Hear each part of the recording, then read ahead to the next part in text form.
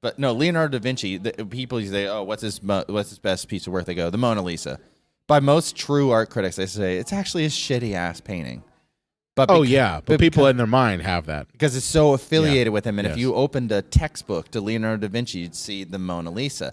And I wonder if, because of the cultural zeitgeist when this movie came out, of the rise of religious drawback of the cultural movements that were going on, plus the fact that a lot of people were still religious, and that was extra scary in the way that might not be today. I wonder if Exorcist being told 1,000 times over is... And I'm not taking anything away from the movie. It's the best horror movie ever. It's the best horror movie ever. Is it because we've heard it so many times that we tend to believe it ourselves? Oh, goody, goody, here it comes. Welcome to the Cinema Psycho Show. You are interested in the unknown, the mysterious, the unexplainable. That is why you are here. Oh, my God, don't stop now! With your hosts, Ryan, John, and Elaine.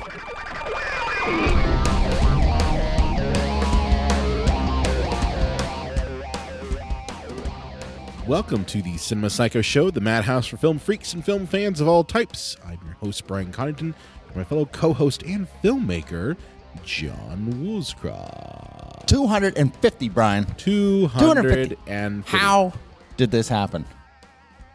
Well, it happened in a diner, if I remember correctly.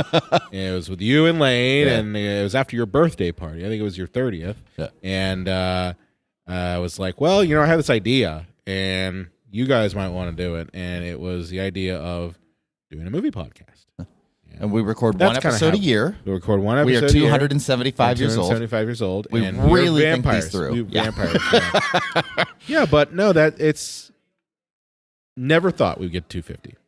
Yeah. Never thought we'd get to 100 either, but we blew past that fucker. And well, we talked about Batman Returns, and then we said we'll take it from there. We'll see what the next week has to go.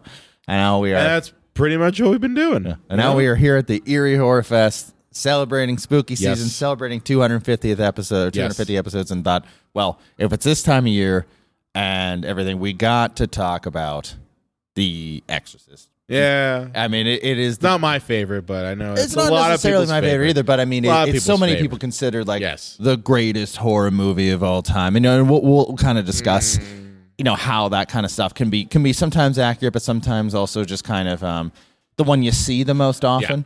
Yeah. But also considering that we've talked about Psycho and Halloween and Nosferatu and any number of different movies, like this is kind of like I don't think we covered the Nosferatu last. yet. Well, this is kind of like the last big daddy.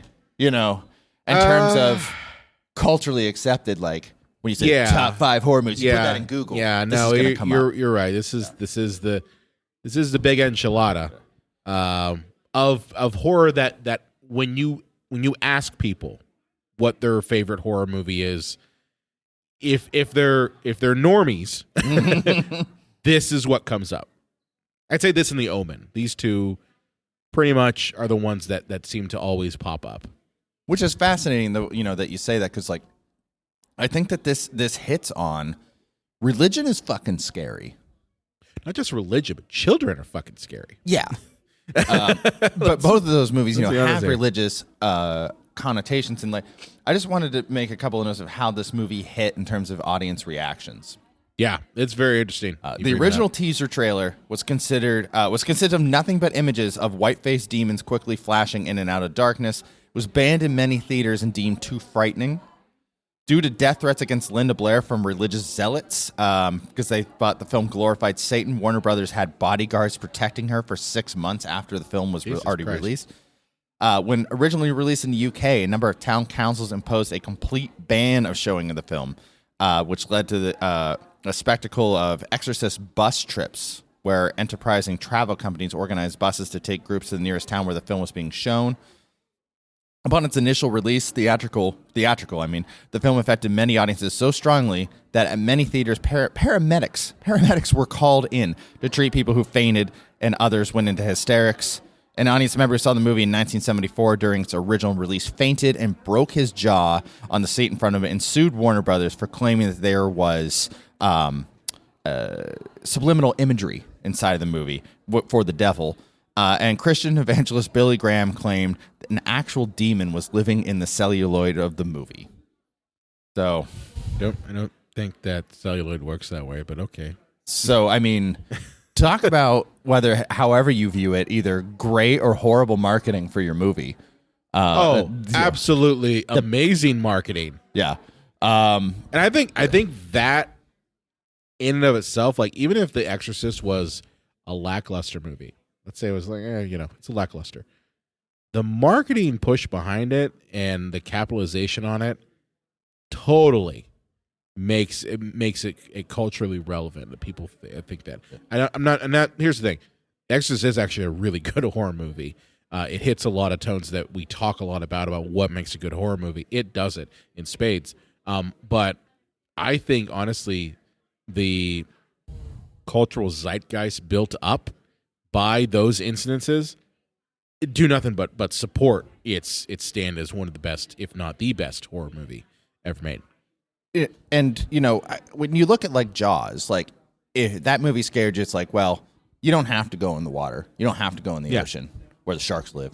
If you want to take Night of the Living Dead purely on surface level alone, well, zombies aren't real and they can't be real. Just ask Neil deGrasse Tyson. Yeah. Medically speaking, there could never be a zombie. Damn it, science! You've ruined Neil. Everything again. But the thing is, with this, if you believe in religion and you've dealt with the indoctrination of this kind of stuff, like this feels real to a lot of people, and I think that religion is scary on twofold. Like if you're not religious, this whole stuff can seem really creepy, but it can seem, I think, doubly creepy if you had to sit there every Sunday and you believed in you're going to in the pits of hell and Satan is gonna batter your ass. He's gonna skull fuck your face. He's gonna turn your butthole into a blooming onion to be fed on by demon dogs. I didn't see that in the Bible there. Of your butthole gets turned into a blooming onion. But I think because this is now the dynamics are changing a little bit. This is a religious country that I think that's why this scared so many people more than other movies. I also think the time period really played into it. I don't know if this movie would be as scary if it was 10 years earlier. Because you got to figure that the religious right grew out of the Cultural Revolution of the 60s. Yeah. And with the religious right gaining popularity in the 70s, then this movie comes around. Then The Omen comes around. And even Rosemary's Baby in the 60s. Those movies really did amp up the terror of the devil and its ties to religion. And I think because a backlash against the free love generation of the 60s. Yeah. And it's funny how a lot of people that haven't even seen these movies, you got a baby that was kind of colicky and won't stop crying. Like, I got Rosemary's Baby. Or if a kid is really being misbehaving, Damien. Yeah. Or if a dog is like going crazy and making like weird barks or like spitting on the ground, like, oh, we got an Exorcist situation here. Yeah, so that does resonate with people. And yeah, I think it's interesting the way that you kind of hit on it, that there was that kind of pull towards a Jerry Falwell type world. Yeah, because I think the mom and dads of the 50s saw that their kids were, experimenting with drugs. Those beatniks. Basically saying God's dead and they do whatever I want. And when those ultra-conservative people see that, instead of trying to ask the question of why would you react that way? Why would you move towards this idea of free love and actually just ask the question? Okay, because that's the thing, and this is not a political fucking show, but I think that there is a guttural reaction among conservatives to automatically move towards religion when confronted with otherness, when confronted with differences of opinions, and feeling that the whole world around you is changing. It is kind of almost like a bomb shelter to jump to religion. And so I think that this movie coming out in the 70s at a moment where you just had, you had the Manson murders that killed the free love generation, and you have on top of that the world entirely changing. I think that the conservative mindset of jumping back to religion, we need more religion in our lives, and oh yeah, look, the fucking devil's on the screen, just plays totally into it. No, and from your earlier point, because you kind of grew upon it, but yeah, the whole idea of, gay people getting married, I don't want that. Well, my Bible says traditional marriage. Yes. My religion says, because I don't like this change. I don't like how things are it's growing all and reaction changing. to change. Yeah. It is 100% a reaction to change. You either accept the change and grow with it, or you fear it and you attack it. That's it. That's all there is to it. And this is a very interesting movie for 1973, because I'd say that when you talk about a book like Taxi Drivers and Raging Bulls, or I'm getting the title of that book wrong. They made a documentary about it too. You start to really to me really starts about 74. Yeah. But 73, this movie, if you really break it down, the hero is the system. The hero is Catholicism. God wins in the end, but yet this is this movie that is this kind of countercultural icon at the same time, and I don't know how that duality exists with that. Like movie. why in reality are Christians attacking a movie in which God wins? Yeah, or that or that the free loving hippies who are like, man, screw the establishment and screw your old ideologies of Democrat and Republican and your religion, all flock to this movie, and it's like, oh, it's so good and it's so deep. Because I have no religion, and I'll talk about that at the end. I never have, and I don't care for religion, but I thought that this film was fantastic, and I was rooting for the fathers. Being the heroes of this movie, but I mean, I think that I also have a separation because I don't believe in demons in the first place. Yeah. So these are just they're almost like Ghostbusters as much as they are religious icons for me. So that never really hit for me. But it's funny how this movie fits into the countercultural lexicon, even though it's by most standards, it's a fairly conservative and by the books movie. I mean, that's the thing is. In this movie, we're presented with a mother who is a single parent at a time when that was considered unusual, right? It's still, a lot of people don't believe this, especially young people, that was considered unusual. Having a mom who has just one kid, no dad around, not married, is working, okay? In the entertainment industry, and is agnostic. Yes. Shit. So it's like hitting everything there. And who does the demon attack? Her kid. Mm-hmm. Okay. So if you really were hating on this movie because you're like, oh, well, it celebrates demons and shit. It's like, really, bud? That's not what I see. I see a demonizing of a liberal feminist who is a single parent and has a kid.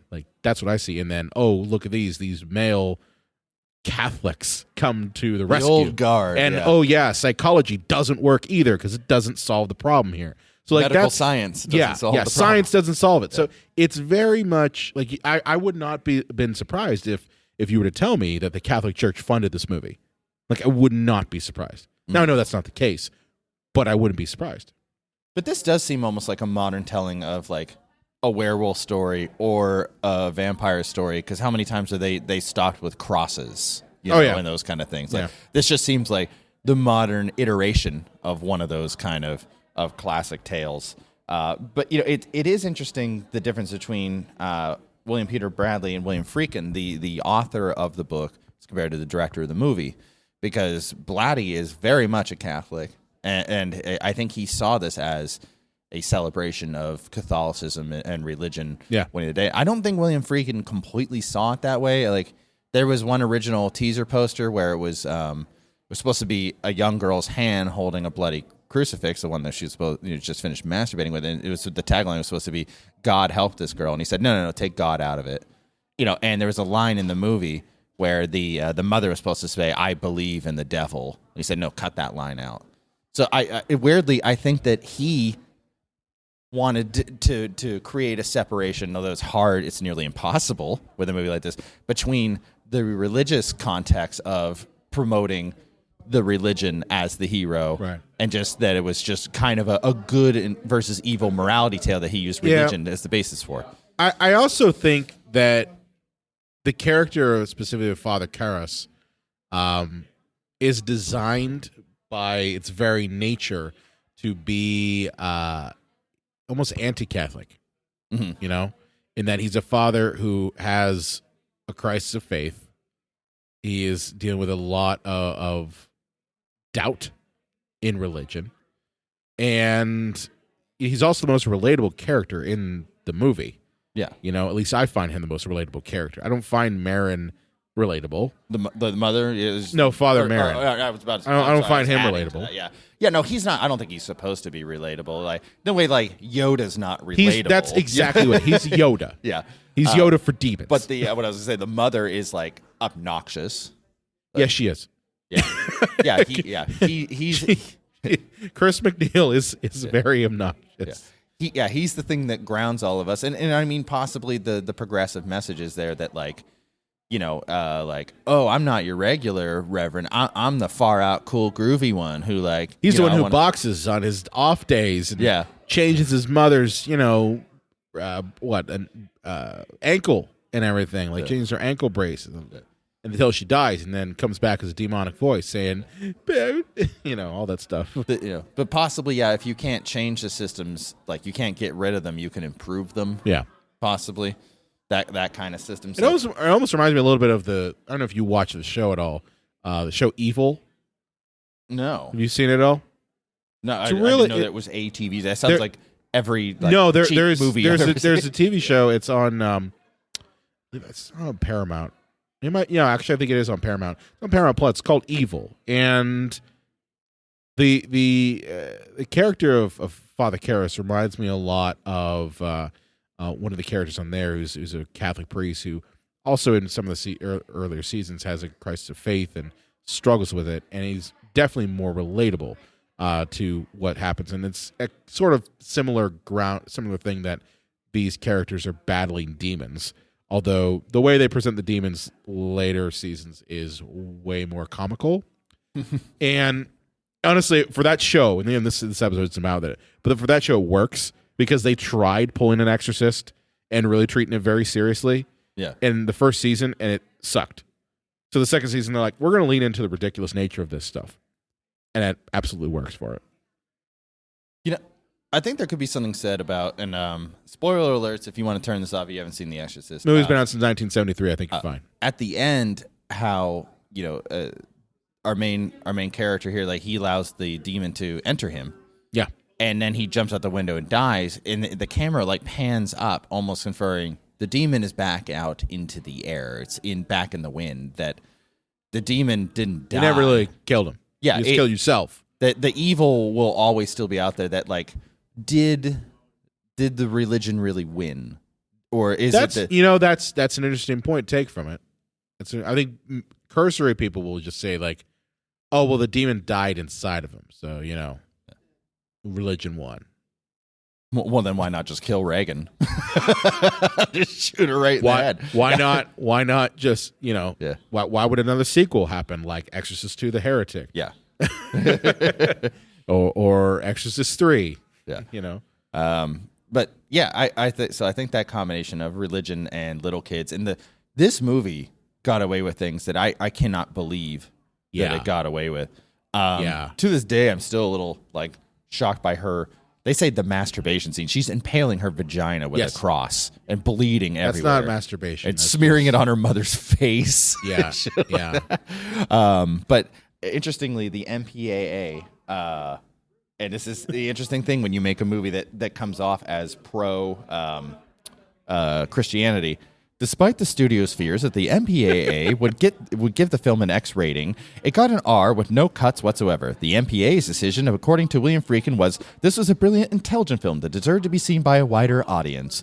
Regardless, many cities did give the film an X. So I think the MPAA thought, oh, this is pro-religion. This is a cop. This is going to get people to come back to church. So no matter what they put on screen. So as long as the monster does something to the church and the church is viewed as the good guys, yeah, then we're good, right?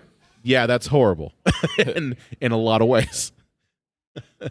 Right. There's an old thinking of that the more you see a piece of art, or the more a piece of art is talked about, or the more you learn of it, the more that it is. While it is not the greatest piece of art, it is thought to be. Like Leonardo DiCaprio. Yeah. The guy who got raped by a bear. Leonardo da Vinci. I'll let a bear rape me. Give me an Oscar. But no, Leonardo da Vinci. People say, "Oh, what's his best piece of work?" They go, "The Mona Lisa." By most true art critics, they say it's actually a shitty ass painting. But but people in their mind have that because it's so affiliated with him. And if you opened a textbook to Leonardo da Vinci, you'd see the Mona Lisa. And I wonder if, because of the cultural zeitgeist when this movie came out, of the rise of religious drawback of the cultural movements that were going on, plus the fact that a lot of people were still religious, and that was extra scary in the way that might not be today. I wonder if Exorcist being told 1,000 times over is, and I'm not taking anything away from the movie, it's the best horror movie ever. It's the best horror movie ever. Is it because we've heard it so many times that we tend to believe it ourselves? I think there's a lot of merit to that. Yeah. I think the thing too is that people look at The Exorcist, they have this in their head that it's, it has to be the best horror movie ever. And I think to some degree it blinds them to other movies that also came out around the same time. Like, for instance, and not a good movie, but again, like there's a movie like The Devil's Reign that came out, I think, shortly after this one. And still similar subject matter, but kind of, gets overshadowed by The Exorcist. I think a lot of movies get overshadowed by it, especially when people are asked with the question of what is the best horror movie. I mean, Jesus Christ, Nosferatu was playing here, a couple days ago, and playing here meaning the Warner Theater in Erie, Pennsylvania, and by all accounts, that actually probably is the greatest horror movie because it birthed the entire genre. You would not have The Exorcist had it not been for Nosferatu. And it's hard with horror and comedy, and we mentioned this in an episode back. Like, comedy is very subjective. So is horror, because those are more playing on emotions than, say, your classic drama, which can be very analytically broken down. Mm-hmm. Why, you can be very structured and very thoughtful on why you can say on an intellectual level why this works.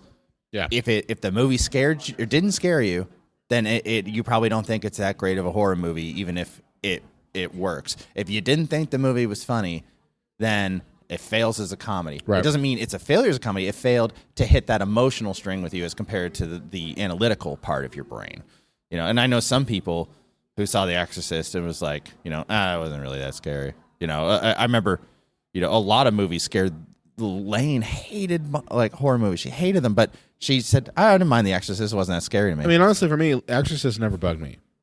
Like now, to say that, the concept alone is very disturbing.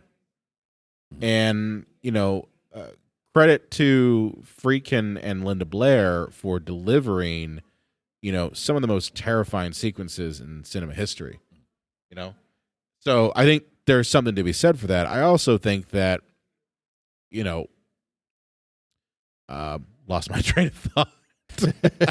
I lost my train of thought. I was seeing people coming up. Yeah, we are, as we mentioned many times, we are at the Erie Horror Fest, and we are getting into the evening hours now, and a lot of people are coming up and downstairs, and we are very much, we can be like, squirrel. Yeah, it's very much a squirrel thing. Where the hell was my train of thought here? Oh, just the mind that with The Exorcist, the single shots of the demon Pazuzu, Lane Dietz as Pazuzu, those I found frightening. Those sequences I found frightening because the way they were cut together, it was very sudden. Like you'd be watching something and boom, there it is. Mm-hmm. Like I think when one of the main characters dies, you see that face shot up on the screen, and it's very jarring. And in terms of horror movies that maybe are known for going on the extreme when it comes to gore and blood and all sorts of stuff, this is kind of mild by comparison. And I think that those moments of terror come from those single shots of darkness, white face, red eyes, and that's it. And it's very jarring. It freaks you out. And then, as I said, Linda Blair's performance is one for the ages. It's terrifying. Because it's a little girl doing it. Yeah. And there was something like they interviewed, I think, like hundreds of little girls, and it got to the point where the director was like, just think about hiring a little person to play the role, because he's like, I can't find this person. Because the things that you want the actor to do are just it's disgusting if you would describe it. Yeah. And on top of that, and this is kind of goes without saying that, Linda Blair did suffer physical harm in the course of making this movie. I think she said in interviews that, she had hurt her back on a rig that was used. I think it was in the sequence. And so did the mother. Going up and down, The one you're talking about with Linda Blair, it's supposed to be violently thrashing her down by her midsection. Yes. Up and down. Yeah, and that was on a machine. And like her screaming of, please make it stop was not, I mean, I'm sure it was probably in the script, but her performance was real because she was actually in agonizing pain. And it's something that's affected her whole life. And I think at the mother character, when she gets thrown backwards after the whole masturbation scene, I think the rig they had her on, like, whipped her back too hard, and then she landed too hard on her vertebrae, and she had back problems the rest of her life. It's why I hate, and this is one of those classic movies, when they say the movie was cursed. And while those are interesting, like if you watch the Shudder has a cool series. I've been watching them too. I watched that one, Cursed Films 1 and 2. Yeah. But here is cursed is sometimes is a great word to replace negligence. Oh yeah, totally. Yeah, and I've been someone who's for years said that Friedkin was negligent, and if not him, whoever was the producer on it was negligent. And even like Hollywood's negligent. You sometimes hear like, oh, 2 or 3 people who worked on the film died shortly thereafter. It's like, well, they were probably in a system where they weren't protected. Yeah, you look at Poltergeist, and they're like the older sister in that. She died in that movie because her boyfriend was a crazy person who shot her. Like out in the front yard, I think, of their apartment. I might be getting the details wrong, but that's not a curse. That is abuse. Yeah. That is, domestic violence. And here's the thing I've always wondered about that particular one is, you're going to tell me that at no time the boyfriend came to the set? Yeah, and they saw this. I'm sure. Did they see it? Yeah. I don't know, and I'm not trying to insinuate anything, and I don't know the facts, and I'm just saying that. But I mean, you're going to tell me that nobody around that actress's peripheral group of friends or family never saw any of that stuff, never questioned that? I mean, I think a lot of times people realize, well, out of sight, out of mind. And in that case, Dominique Dunn, it becomes deadly. Yeah, and when you see people suggest in Poltergeist, and I'm mentioning Poltergeist again because I swear, audience, I'm wrapping around. Yeah, I know you're wrapping around. 250 episodes. They should know how we play.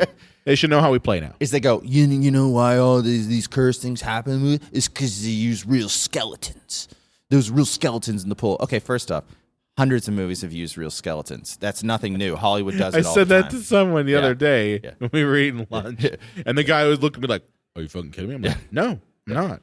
Yeah. Those are real skeletons, and they're real skeletons in classrooms too, guys. Yeah. But so it happens all the time. So to try to use just an absurd idea as an explanation for things that happen that we don't want to blame on reality, the harsh realities of our reality, I think the idea of people being like, well, the movie was cursed because all that religious stuff, it's real, and they provoked the devil, and they provoked God, and this movie was cursed because it went against like the true nature of religion. It's like that is no. This movie is completely false. It's fantasy. It's more fantasy than anything else. And for you to try to claim that people that got hurt or people that got killed or people that were neglected was because, oh, well, you upset the devil is the ultimate cop-out, and it's a shame. I think this conversation reminds me a lot of when we were in grad school and we had John Russo and Russ Streiner, good friends of the show, and that we brought them in Night of Living Dead, to folks. talk about Night of Living Dead folks. So John Russo, the writer of the film, and then Russ Streiner played Johnny in it and was one of the producers. But I remember when we were asking them questions, and someone on the line, we asked them like, what was the idea behind the meaning of the film? And we all, after watching the film, have ascribed our own meanings to Night of the Living Dead. You could say, well, it's about the Cold War, it's about racism, it's about this. You talk to the filmmakers, and they're just like, I just wanted to make the scariest fucking movie I could with the amount of money I had. Mm-hmm. So I think, wrapping back around to The Exorcist, I think people have a tendency to ascribe their own meanings and own beliefs based on their own fucked up shit and their own points of view to things that have nothing to do with that in the actual movie. Okay? Instead of looking at the reality, just as you said, of you had a director, sorry, William Friedkin, you had a director who put your actors at risk. And the whole sequence with Reagan and Chris McNeil was standing. You also had a scene. You had multiple scenes where they literally refrigerated the set to get the breath, which means you're putting a child in danger. You're putting two adults at danger Who are at least wearing clothing. Who are wearing clothing. Yeah, she's in a nightgown. She's in a nightgown and she's spitting up, pea soup. Yeah. In a fucking refrigerated set. I'm sorry, but that's negligence. Don't tell me that you absolutely have to have the fucking, breath. No one cares. Okay? No one cares. It's not going to make a big difference if that's not there. And you could say, well, you're Brian, you're a bad filmmaker. It's like, no, I'm not. I don't want to put my actors at risk. Yeah. No movie is worth that. No movie is worth that. I don't give a shit. Look at, the movie Rust. Look where that got us. Yeah. The Alec Baldwin situation. Yeah, the Alec Baldwin situation. Weren't sure the title of the movie. Yeah, where they were negligent with the weapons and then somebody's dead.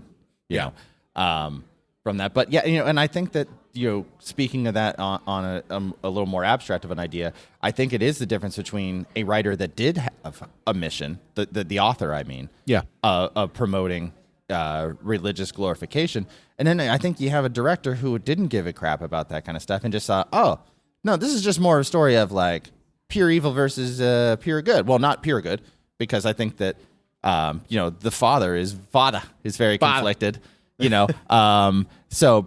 is what you want your hero to be, so they can have a hero's arc. But yeah, it's like, oh, it's good versus evil. I can deal with that. I don't really give a crap about religion, but I can tell this story.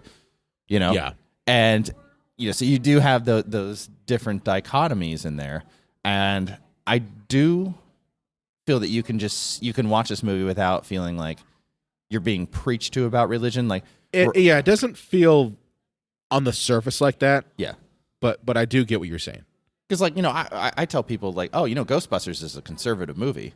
And they're like, what are you talking about? It's a movie about funny jokes and killing ghosts and stuff. And then when I actually, break down the reasonings for my thinking, they go, I think it's just a movie about killing ghosts and making jokes. And I'm like, well, that's fair. That's fine. You can see it that way. You don't have to breathe extra life into something unless you want to. Like, you could make the argument also that The Dark Knight is a conservative film. Yeah, it's pro Patriot Act. No, that's what I'm saying. That's what I'm saying. Any movies like that, you can always find subtext for it. But you're right. I mean, the Ghostbusters really does. If you think about it, is a conservative film. Hating on the EPA. And they're an independent business. They just start up this business because academia is for scam artists. Yes, and that's they're going to start their own business, the American dream. Yes. And they don't want any of them regulations America. Getting in the way of them making all the money they can. All the money. Yeah, it's just like okay, wow, this and just borrow a whole bunch of it, and there's no repercussions. There's no because repercussions. You'll make it back. Yeah. This is Ronald Reagan's America. Thanks, just Dr. don't worry about it now. Worry about later. Worry about now. But.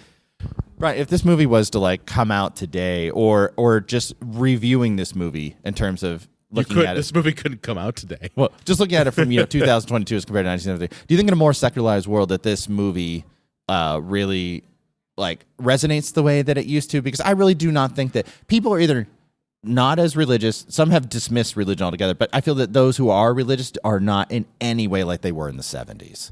Oh, yeah.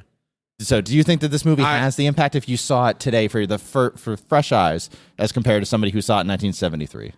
If I was trying to, if this movie came out now, I don't think it would have nearly as much of an impact. And I can say that because if you remember a couple years back, there was the whole Exorcist, the beginning movie.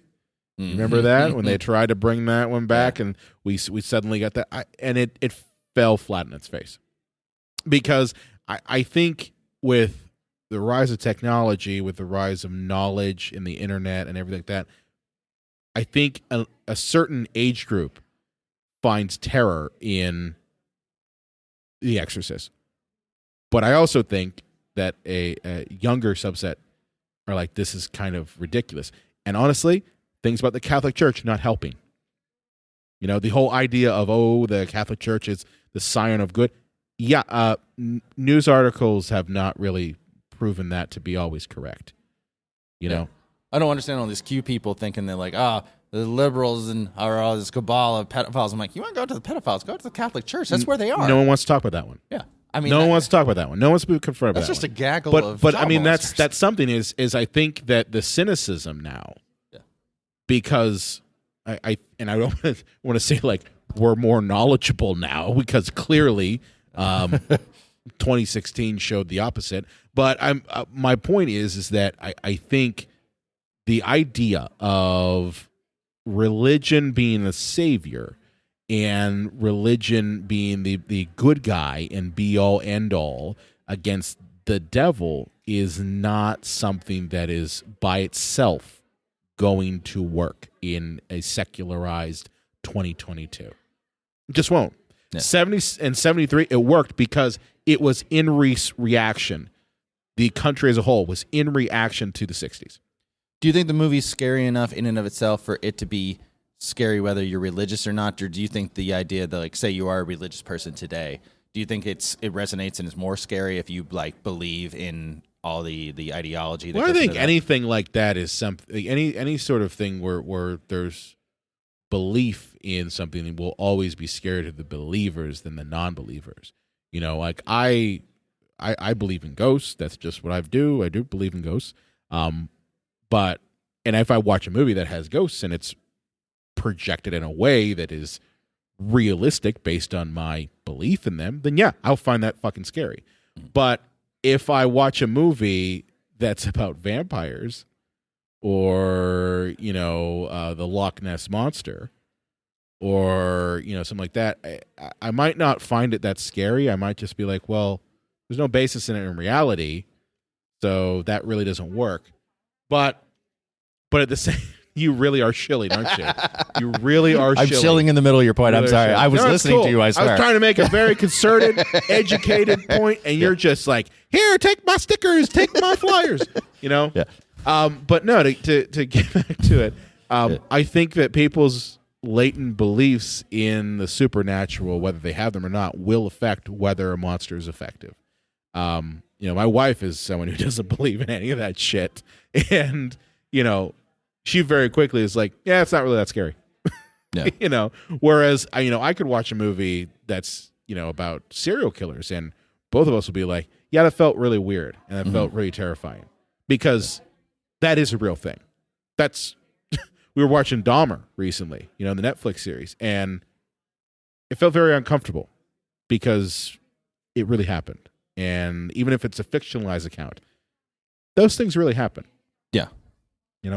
Yeah. And, it's funny. I was talking to my mom last night because I'm in my hometown here. I'm staying with her here at the Erie Horror Fest. Stop on by. Is that this isn't being streamed by? Yeah, I was going to buddy. say this isn't being streamed. Yeah, by the time you listen to this, the Erie Horror Fest is over. But come to next year. Is that she will never watch Pet Sematary, and she will also not watch Hereditary because she cannot watch young children being murdered. You know what? I find it very difficult to watch Pet Sematary. Yeah, and I mean it's something that I've always felt that way, and it's because, and honestly, it's more now. I can't watch it because I have kids now, and I can sympathize. I used to never be able to sympathize with what was the name of the doctor, the main dad. Well, Creed is his last name. Yeah. So but I never sympathized with him when I watched it. I found the scene where Gage gets run over by the truck, that was disturbing. But as a dad now, I totally understand where Creed comes from. I do. I get it. You know, something like that would happen to my kids, and yeah, I think you go insane a little bit. And if you had the opportunity to bring him back, yeah, you would. You know? Yeah, and because that's a real, even though we're dealing with like the undead and there's mystical elements, that's a real horror. Yeah. You know? And it is fascinating what resonates with people over other things, depending. And sometimes past traumas, or just even not going so far as to use the word trauma, like can affect how you feel about those kind of movies. Like for me, having no religion and not like being afraid of religion or any of that kind of junk. For me, like the reason this You're film, not afraid of religion and junk? I ain't afraid. No, God, God busters, Godbusters. But for me, it's a secular group of four former cynics, satanic cult members. Yeah. So we're gonna start a business. What are we gonna call it? Godbusters. They just go to these preachers, hallelujah, pray, and they shoot them with lasers. They shoot them with lasers, or they're just shoot them with logic bombs. Yeah. It's like, I'm now really woke, and I'm going to start a vegan yoga class. It's like, we've done it. Yeah. Liberalism. No, but the reason that this film works so well for me is that like everything hit in a way, like if Jaws had been directed by a less talented director, it's complete schlock and garbage. Yeah. Like, this movie could have gone so bad if it didn't have the right budget, didn't have the right director, didn't have actors that nailed it, didn't have the right pacing, didn't have the right gore effects, didn't have the right sound. Dick Smith did the gore effects on that, by the way. Yeah. Master special effects makeup artist, someone who birthed makeup effects artists, modern makeup effects artists for the rest of us, Dick Smith. And it shows. Yeah, it just in everything worked for this movie. So especially to the point where I'm like, I just think this movie's scary, and I like that it's like a good versus evil, a protagonist versus an antagonist story, and I find it spooky, even though I have no connection to religion whatsoever. I just think it's a good film. It's structured top to bottom. It's a good movie. It is a good film, and I really do think that even though I dislike the way Friedkin treated his actors in the film, obviously his talent in filmmaking produced a film that you could take that subject matter, and you could take that script, and you can give it to any other filmmaker, and I really think they would come off as almost B grade. No, yeah, really do, do. Because I don't think they would take the chances, and I mean, maybe those chances. I think those chances were ballsy for 1973, and especially with a child actor, ballsy.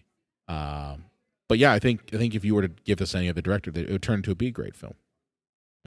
And do you think that we'll see over years? Do you think we'll see it drop down the list of like to number 5 or number 10 or number 15 of scary? You think it's always going to be right up there? I think with Jaws and yes, yeah, I do. And, yeah, it's one of those movies that, and again, that goes back to kind of my first point in this episode here, that the cultural zeitgeist behind The Exorcist has propelled that movie, maybe even despite there being other films that have also been equally terrifying.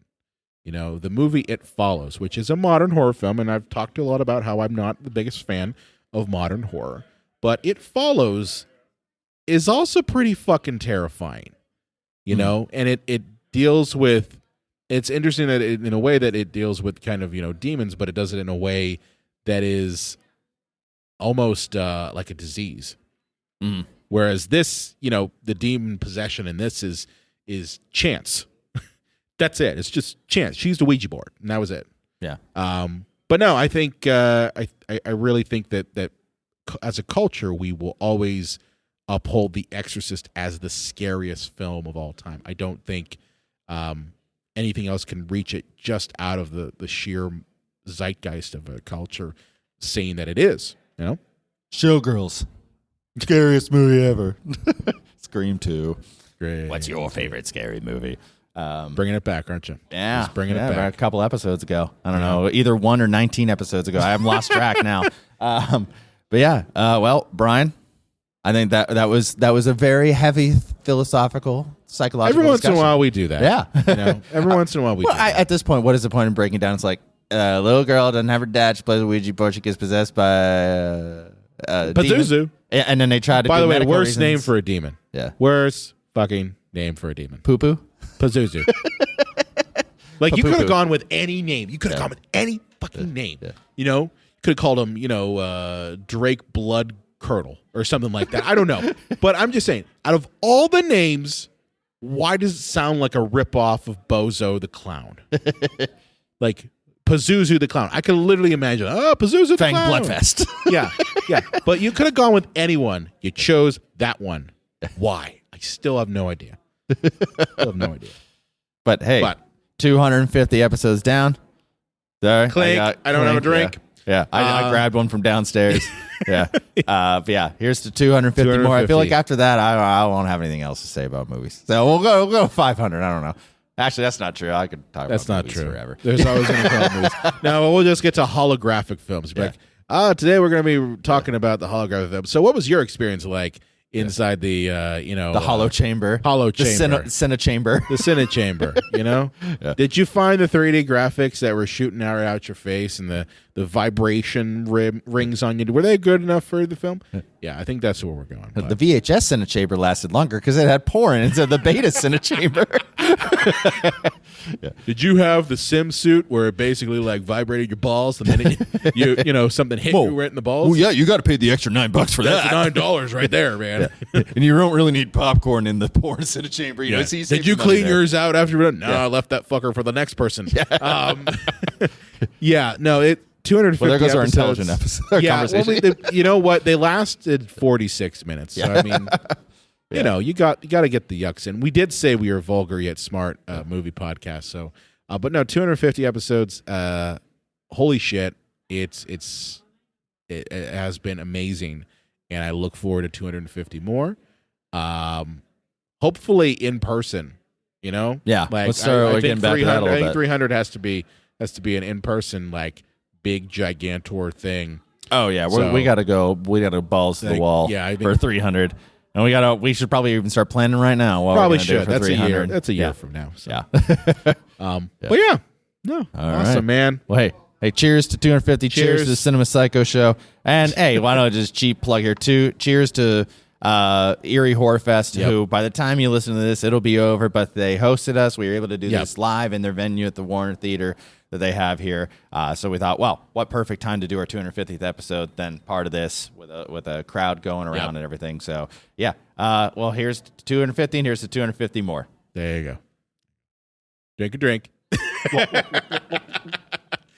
Because I got to do my end closer here. Yeah. So John, where can they find you at on the internets? All the it's the big three, the big- hat trick, the big three? Yeah, on the Twitter, on the Facebooker, and the Instagrammer, and you can find me on YouTube at JDubs Video Nasties. Please check that out, like and subscribe. Do all the Hit that things. bell icon for future notices. Smash that like button. Share on social media with all your friends, and make sure you come back for the next video. Yeah. That whole thing should be like your ender for all of your videos now, by the way. With that level of yeah. sincerity, yeah. Yeah. You can find me at Brian Collington. I also run the Psycho Show page on Twitter. You can also find us on Facebook, Instagram, and Twitter at Psycho Show. You can also reach out to us, and if you have a question about horror movies or just movies in general, or maybe you are one of those rare people who are like, fuck The Exorcist, I like The Omen, let us know. Contact us at cinemapsychoshow.com, and be sure to subscribe to us, follow us, listen to us wherever you get your audio, and we will see you next time. Oh no, I used Mattel's Ouija board and now my dog is possessed by an ancient demon named Papupu.